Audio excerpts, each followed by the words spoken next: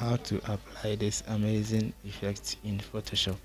Double click on the layer and then press OK to unlock it. Go to your image menu, adjustments, black and white, maintain the settings and click OK. Press Ctrl J to copy or to duplicate. Double click on the second layer, uncheck the green and blue buttons and click OK. Press the first layer, double click it and then uncheck the red and then click OK.